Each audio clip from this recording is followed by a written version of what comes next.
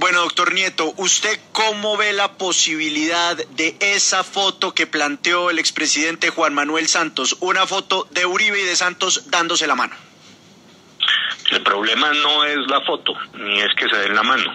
El problema es que aquí tenemos, primero, los resultados de un acuerdo mal filmado que termina por impulsar el narcotráfico a estar como estamos hoy, inundados de coca, por un lado, y por el otro, un sector de izquierda radical que ha tomado la decisión de enrarecer la calle, de dañar la gobernabilidad, porque cree que eso le sirve políticamente, tanto para castigar al gobierno y a la coalición que lo rodea, como para que su discurso de resentimiento, de lucha de clases, de señalar a los ricos, de culpar al establecimiento, tenga un terreno fértil donde sembrar y cosechar mejor que el que tiene antes. Yo no tengo la menor duda de que aquí hay un sector de izquierda radical, Lucas, que está apostando a que haya más micro y pequeños empresarios quebrados, a que haya más desabastecimiento, inflación, más desempleo y más pobreza, porque están convencidos en su lógica de la lucha de clases que entre más pobres y más desempleados haya, más posibilidades políticas tienen y más posibilidades tiene una candidatura de corte populista. Ese es el problema de fondo, no el que se den la mano Uribe y Santos. Sí, pero ¿no le parece a usted, doctor Nieto, que sigue de pronto en un discurso de odio, de diferencias, pues con el proceso de paz, pero ¿no le parece que eso infunde, pues, incluso más diferencias en la gente en la calle, más separación, más polarización, etcétera? ¿Pero quién es el del discurso de odio? Pues Petro es el de discurso de odio.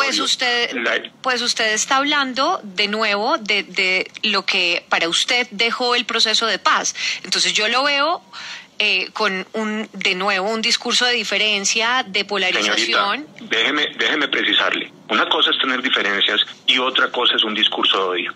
Son cosas completamente distintas y usted no debería confundirlas. Por supuesto, aquí hay unas personas que estaban a favor del proceso de paz y otras que estaban en contra. Y esa diferencia se va a seguir manteniendo. Entre otras razones, porque para imponer el proceso de paz vulneraron la voluntad de la mayoría que se expresó en el plebiscito. Hay quienes piensan como usted que eso hay que olvidarlo. Y hay quienes piensan como usted que cuando uno lo recuerda está diciendo un discurso de odio. Eso es completamente equivocado. Aquí simplemente hay que reconocer unas diferencias, pero sobre todo y más allá de las diferencias y de quién votó sí o no al plebiscito, lo que tendríamos que ser capaces todos es de mirar de la implementación de ese acuerdo qué sirvió y qué no. Y yo lo que estoy señalando es que en ese punto específico del narcotráfico, el asunto quedó mal acordado y que eso ha traído como consecuencia lo que tenemos hoy, que es que un país está inundado de coca. Eso no tiene nada que ver con el discurso de odio que usted está señalando. Discurso de odio es el de la izquierda, que está señalando sistemáticamente a quienes nos oponemos a esa filosofía política como si fuésemos los que atacamos la democracia, vulneramos la Constitución, etcétera, etcétera, etcétera. Ese sí es un discurso de odio, porque entre otras cosas la filosofía política que mueve ese discurso es esa, una filosofía política de odio.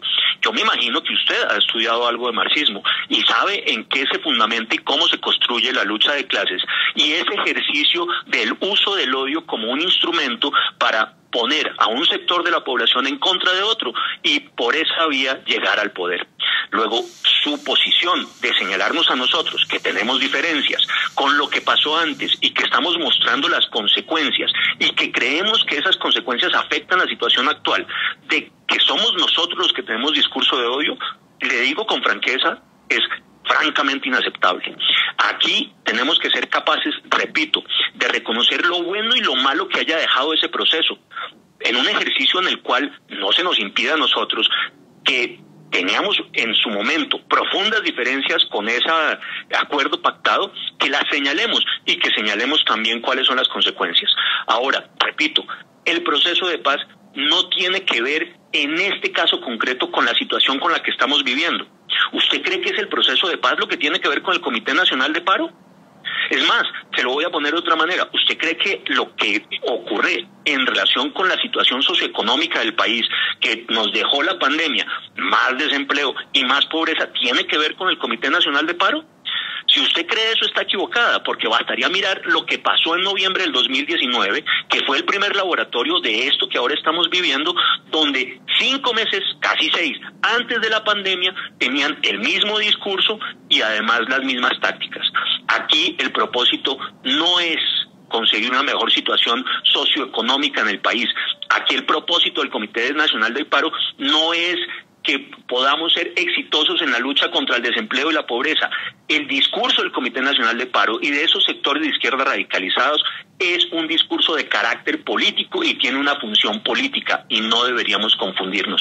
Esa función política es, por un lado, erosionar al gobierno y la gobernabilidad, por el otro, calentar la calle, y finalmente, y lo repito y lo digo expresamente, que haya más pobreza y más desempleo, porque están convencidos de que entre más pobres y más desempleados haya para el proceso electoral del 2022, más posibilidades de éxito tienen. Doctor Nieto, yo he escuchado su respuesta y respeto sus argumentos, pero no entiendo por qué tuvo que descalificar 7 veces a María Camila por hacerle la pregunta. Julio, se lo voy a decir, porque es que María Camila no puede empezar su intervención diciendo que lo que yo he afirmado es un discurso de odio. Eso no tiene ningún sentido ni tiene ninguna lógica.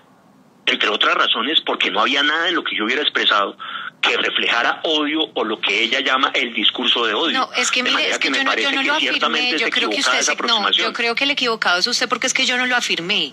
Yo se lo pregunté. Yo le dije, esto, lo que usted está diciendo no es un discurso de odio que además genera más polarización en la calle. Eso fue lo que yo le pregunté, y usted no me tiene, yo creo, que mandar ni a leer ni a estudiar, señor, porque es que yo tengo los suficientes argumentos para usted preguntarle si esto que me está diciendo no genera más separación en la calle. ¿Es solo eso? Yo no lo creo.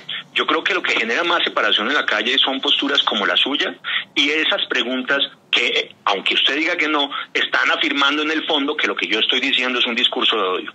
Y yo creo que todos los oyentes lo reconocen. Y aunque usted esté tratando de matizar ahora su, repito, supuesta pregunta, en realidad está afirmando lo que está diciendo. Está diciendo que lo mío es un discurso de odio. Y no hay tal discurso de odio. Aquí tenemos que aprender a vivir con las diferencias, con las distintas posturas y saber poderlas tramitar de manera democrática, argumentadamente. Pero usted no puede, ni en el supuesto ni en la pregunta, partir de la idea de que porque yo manifiesto unas diferencias estoy teniendo un discurso de odio. Eso es claramente inaceptable.